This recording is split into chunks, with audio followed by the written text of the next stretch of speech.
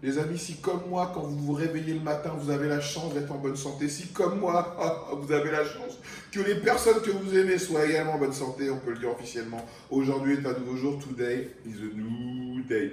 Uto. Bon les amis, on va pas se mentir, nous sommes les grands oubliés. Je parle du fitness, je parle de la musculation, je parle du bien-être. Nous sommes les grands oubliés de cette crise mondiale et franchement, c'est une honte. À longueur de semaine, à longueur de mois, à longueur d'année, on a cessé de nous rabâcher que le sport est évidemment important pour la santé, que le sport peut nous permettre de recouvrir une santé que nous n'avons plus, que le sport peut nous permettre de vieillir en meilleure santé.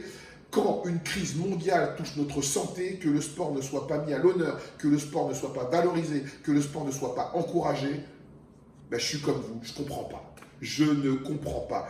J'ai un élément de réponse. Certainement, les personnes qui sont au sommet de l'État ne sont pas des sportifs et certainement, leur but, ils vont nous le dire dans quelques jours, est que nous puissions retourner dans les urnes le plus rapidement possible pour élire je ne sais qui à des municipales dont on se fout royalement. Donc, moi je pense, hein, moi comme vous qui suis dans la théorie du complot, que leur but, c'est de nous la mettre, cette bouteille, bien profond dans le cul. Mais ce n'est pas le propos de cette vidéo. Le propos de cette vidéo, c'est de répondre à toutes les questions que vous posez sur une réouverture future des salles de sport. Juju, balance pour la 100e fois. Bon, on l'a bien compris, le déconfinement ne signifie pas pour autant la reprise du sport partout, même loin de là. Pour les clubs de fitness, l'attente de la réouverture commence à se faire longue et l'incertitude est grandissante. Les enseignes qu'on voit habituellement concurrentes ont décidé cette fois de se réunir pour tenter de sauver le secteur qui est au bord du gouffre. Que penses-tu, toi, du but de ce rassemblement des clubs de fitness? Il s'agirait de faire pression sur le gouvernement? Bah, déjà oui, mais j'aimerais dire que, en fait, les enseignes du fitness ont fait quelque chose d'extraordinaire. Elles ont voulu préserver le business, elles ont voulu surtout nous permettre à tous de pouvoir à retourner le plus rapidement possible dans ces lieux qui sont des lieux de vie avant d'être des salles de sport. Ce sont des lieux où des gens ont rencontré l'amour, ce sont des lieux où des gens ont rencontré l'amitié, ce sont des lieux où des gens ont pu s'améliorer physiquement et psychologiquement, donc ce sont des lieux qui ont une importance capitale pour notre société.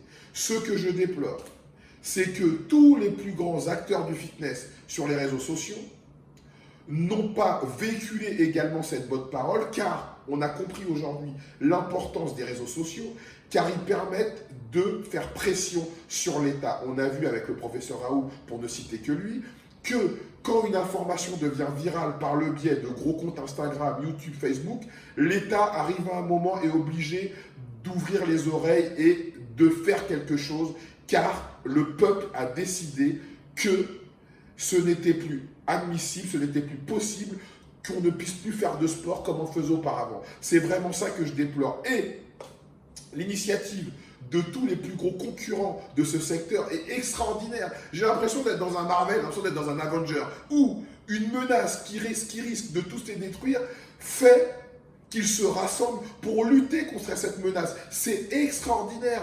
Et évidemment, l'État a demandé à toutes ces enseignes de leur proposer un plan pour leur permettre de sortir de cette crise rapidement et de pouvoir accueillir le public en toute sécurité. Les échanges qu'ont justement ces grandes enseignes avec le gouvernement sont des échanges directs? Alors évidemment, les acteurs du fitness ne voient pas Macron ni notre ami le Premier ministre, ils voient des représentants de l'État qui sont là évidemment pour faire le lien entre l'État et les enseignes de fitness. Donc oui, ils ont un contact direct avec l'État, un plan a été proposé, ce plan est très simple, je vais vous l'exposer. Déjà, prise de température à l'entrée de chaque club, gel hydroalcoolique, port de masque, distanciation sociale 5 mètres carrés entre chaque adhérent, prise de rendez-vous sur l'application de la dite enseigne pour faire qu'il n'y ait pas un agglutinement de personnes au même moment, mais il est évident, les amis, que les salles que nous avons connues auparavant n'existeront plus pendant un certain moment. On ne pourra plus aller à la salle à notre guise, on ne pourra plus s'entraîner sans compter le temps, on ne pourra plus y aller tous les jours, on ne pourra plus certainement s'entraîner avec nos partenaires habituels, donc ça ne deviendra plus les lieux sociaux que nous avons connus, ça va simplement devenir un lieu où on pourra se vider la tête et voilà, améliorer son physique et se sentir mieux dans sa peau et dans son corps, c'est hyper important. Quel serait l'impact financier d'une réouverture, si possible, en juin pour les clubs? Actuellement, l'impact financier actuellement, Si les clubs ouvrent en juin, c'est 30 à 50% de chiffre d'affaires perdu sur l'année 2020. C'est énorme, encore pour les grands groupes. On va dire que ça peut aller, mais pour la salle de province ou la petite salle de banlieue, bah c'est mort en fait. C'est des gens qui ont déjà mis la clé sous la porte. Donc n'oublions pas, on va parler de chiffres. 4300 clubs de fitness en France, 6 millions d'adhérents, 30 000 emplois. Le fitness, auparavant, c'était réservé à une élite. Aujourd'hui, tous ces clubs locaux, que sont Néonès, que sont Basic Fit, que sont Fitness Park, que sont Freeness, ont donné accès au sport à des gens qui n'en avaient pas les moyens et leur a permis de se sentir mieux dans leur peau. On a bien vu que le sport prend le pas sur tout, même des personnes qui n'étaient pas sportives. Pour se vider l'esprit lors de ce confinement, ont décidé de mettre leur basket et d'aller courir dans la rue. Ça a même causé des railleries sur les réseaux sociaux, mais c'est quand même, le sport a une place importante, même pour les gens qui n'en font pas, car ils comprennent que c'est un moyen de se sentir mieux. Donc, il serait de mise que le Premier ministre, qui va parler fin mai, début juin, pour nous dire quand est-ce que les salles vont rouvrir, prenne cette décision de permettre aux gens de se sentir mieux dans leur peau. En fait, c'est ça, le sujet, il est là. Les Italiens qui ont subi des dommages beaucoup plus importants que les nôtres réouvrent fin mai les salles de sport et les restaurants, et leurs frontières avec l'Europe vont se réouvrir d'ici la mi-juin.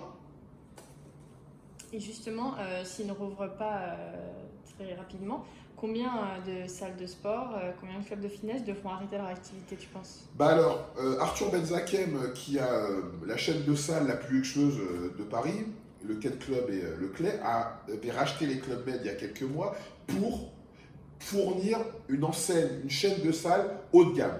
Car il existe les chaînes low cost, mais dans le haut de gamme, malheureusement, il n'y a rien. Donc ça a été sa volonté, et avec cette crise qui l'a frappé de plein fouet, il a arrêté de payer donc ses employés à partir du mois de juin, et il sera obligé de se débarrasser de clubs qu'il a fraîchement achetés.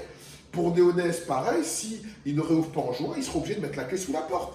Donc ça a un véritable impact direct. Donc si les salles ne rouvrent pas à la mi-juin, des grands acteurs du secteur vont sauter, c'est évident. Et les solutions de cours en visioconférence ou de prêt de matériel ne suffiraient pas pour les clients des salles de sport? On a bien vu que ce qui est extraordinaire, encore une fois, c'est que toutes les enseignes se sont engagées à fournir des cours régulièrement. Pour Fitness Park, ils ont fourni des cours quotidiens, des dizaines de cours par jour, pour tout type d'objectifs, tout type de participants confirmés, débutants, et également ils ont permis à des gens qui n'étaient pas adhérents de leur club d'avoir accès à tout ça gratuitement.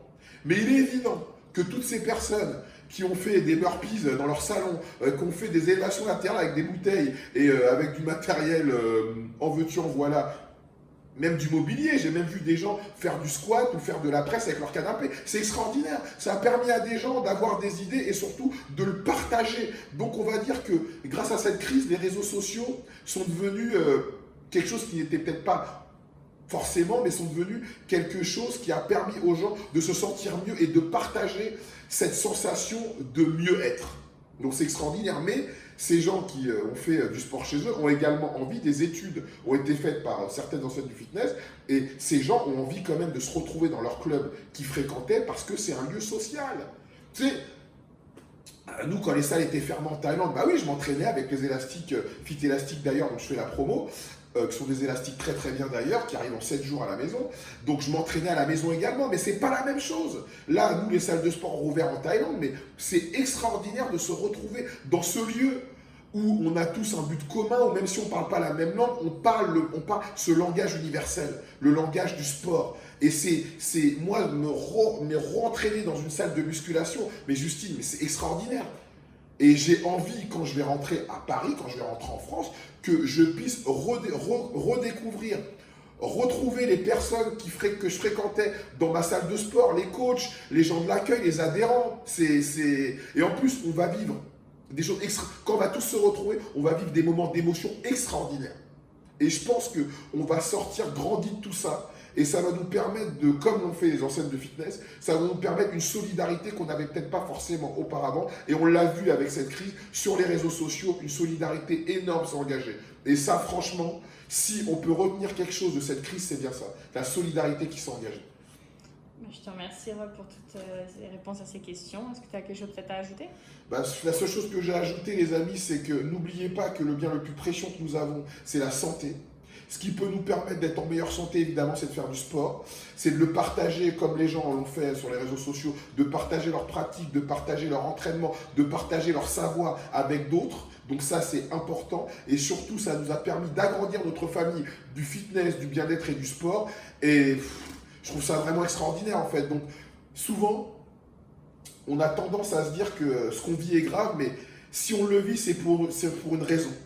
Cette raison, c'est pour qu'on puisse être solidaires les uns des autres. C'est pour qu'on puisse s'élever les uns les autres. Donc moi, c'est ce que je vais retenir de cette crise, même si, par chance, bon, je ne l'ai pas vraiment subi, mais ça a été mon choix aussi. Ça a été mon choix. Pour les gens qui me connaissent, quand ils ont vu que je suis parti en Thaïlande pendant pratiquement 3 mois, ils m'ont dit « Rob, tu le mérites parce que ça fait 10 ans que tu charbonnes comme un enculé 70 heures par semaine. Donc s'il y a bien une personne qui a mérité de partir se la couler douce au soleil, c'est bien moi. Parce que pour les gens qui me connaissent et qui me fréquentent, moi, mon métier, ce métier de coach, ce sport, le fitness, c'est se donner aux autres et permettre aux autres d'avoir la meilleure version de possible. C'est pour cette raison que je n'ai pas voulu vendre des programmes home training. Car comme je l'ai dit à une personne qui m'a contacté il y a quelques jours, les programmes home training, il y a des tonnes de personnes, Mal Fitness, Selma, que je partage sur ma page, les entraînements de training qui est fait. Vous avez du contenu gratuit, donc il n'y a aucun intérêt de payer pour quelque chose qu'on peut trouver gratuitement sur les réseaux sociaux. Donc également, il y a beaucoup de gens qui ont arnaqué, pour moi c'est de l'arnaque, qui ont arnaqué des gens qui ont voulu se mettre au sport en leur vendant des programmes, et ça franchement c'est pas bien. C'est pour ça que les salles doivent ouvrir très rapidement, juste pour qu'on puisse se retrouver. Et j'ai hâte de vous retrouver les amis. Je vous aime fort. Peace.